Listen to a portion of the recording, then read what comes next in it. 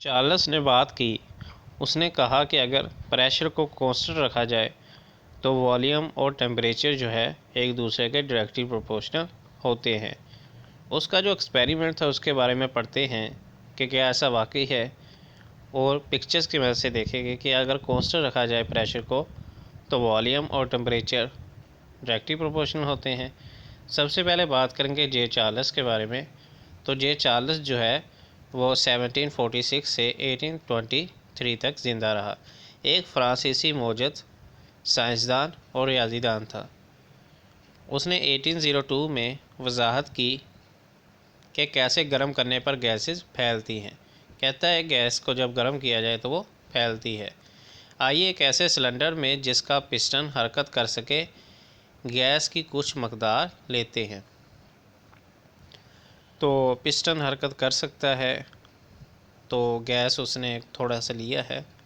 अगर गैस का इब्तदाई वॉल्यूम V1 50 सेंटीमीटर 3 और इब्तदाई टेम्परेचर T1 और 25 डिग्री सेंटीग्रेड हो तो 100 डिग्री सेंटीग्रेड तक गर्म करने पर इसका नया वॉल्यूम V2 62.5 सेंटीमीटर 3 होगा। टेम्परेचर बढ़ाने से वॉल्यूम भी बढ़ता है। तो यहाँ उसने क्या किया कि वॉल्यूम ज़्यादा हो गया। उसकी वजह पता क्या है कि जब मैं एक छोटी सी आग, जब हम पानी को आग के नीचे रखते हैं तो पानी या चाय वगैरह कुछ भी उबलना शुरू हो जाती है। तो वो क्यों उबलती है, यानी पहले वो थोड़ी सी होती है और बाद में ज़्यादा हो जाती है। क्यों होता है ऐसा? वो ये एक छोटा सा, ये आप सीधा इस पर नहीं लगा सकते इस एग्ज़ाम्पल को, लेकिन आपको सिर्फ एक मैसेज दिया, एग्जांपल दिए ताकि आपको अच्छे से समझ लग सके।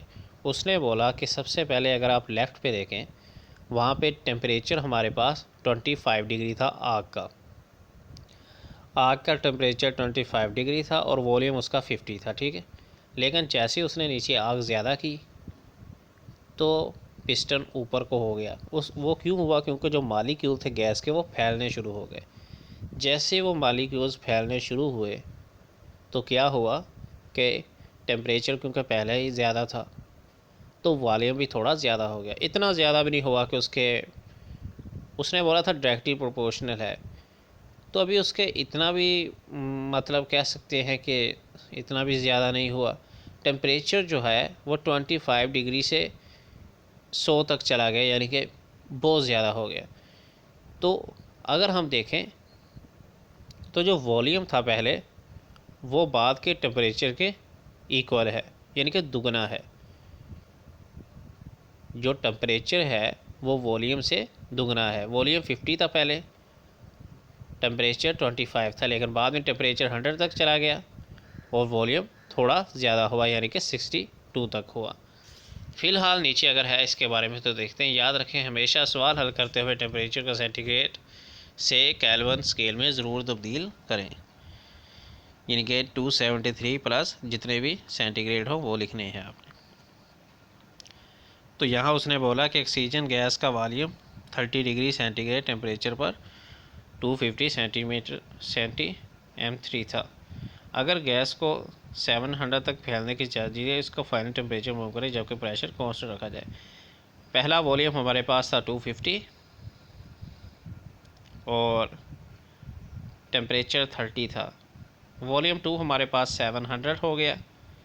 तो जब वॉल्यूम हमारे पास 700 हो गया तो टेम्परेचर हमारे पास आ गया, इस मसवा के ज़रिए हमने किया 680 K होगा।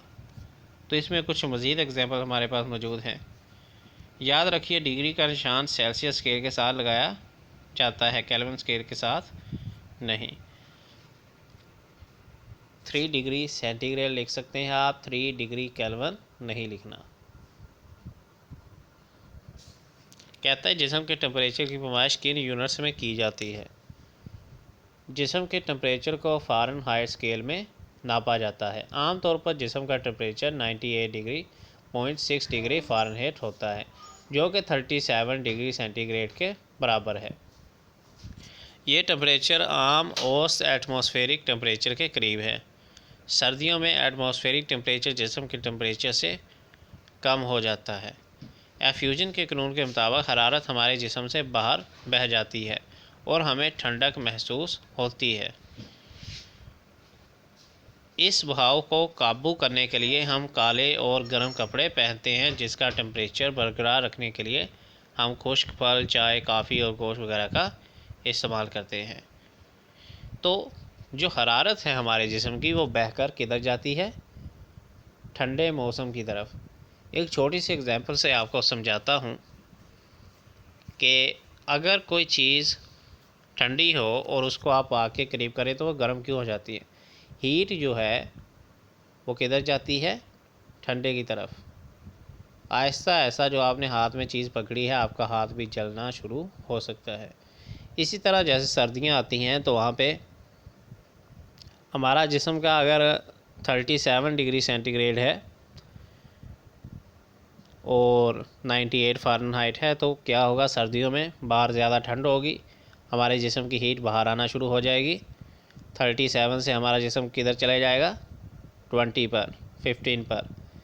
इसी तरह गर्मियों में होता है, गर्मी ज़्यादा हो गई तो क्या होगा?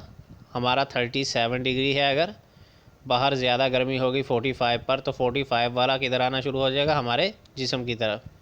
तो हमारा जिस्म क्या होगा? गर्म। जो हीट है वो ठंडे की तरफ मूव करेगी। So gonna see you in next video. Until then, good bye for now.